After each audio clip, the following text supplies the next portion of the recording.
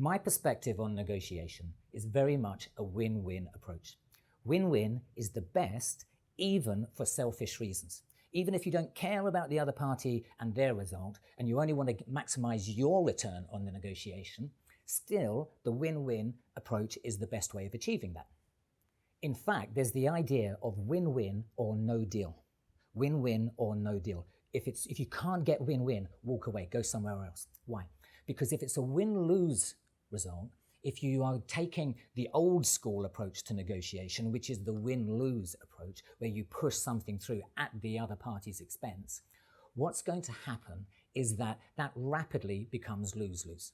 We'll see later on how this happens, but typically the other party will find their way of getting their own back. A great example is putting horse meat in the burger.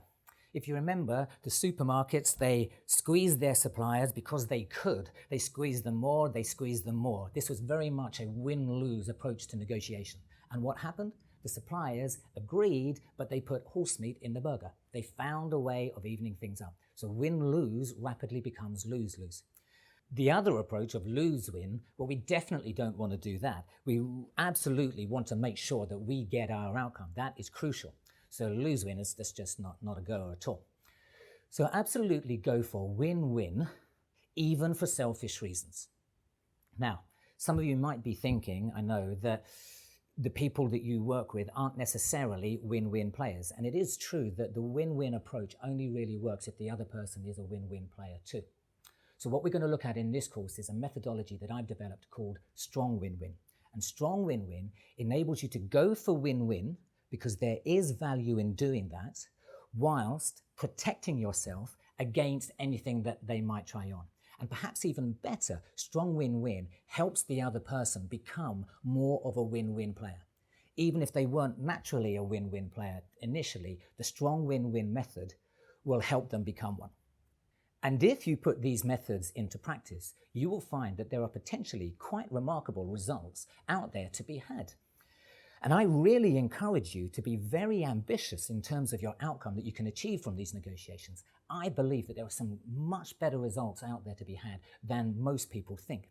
Let me give you an example of a great negotiated result. Take a look at this island. Some of you might recognize it, some of you might have been on holiday there, some of you might even own it. It's Necker Island, now known as Virgin Island.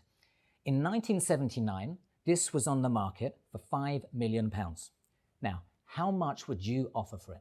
If you wanted that island, it's on the market for £5 million, how much would you offer?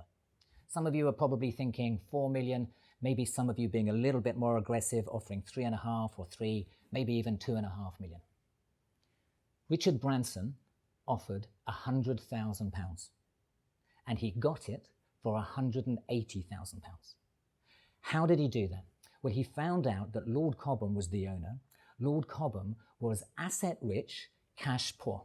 He had a huge estate which he'd just inherited from his father, but he'd been hit with an inheritance tax bill that he couldn't afford. Can you guess how much the inheritance tax bill was? Yep, it was £180,000. So Branson also knew that Lord Cobham had never set foot on the island. It was just an item on a portfolio somewhere, on a spreadsheet somewhere that he hardly even knew he had.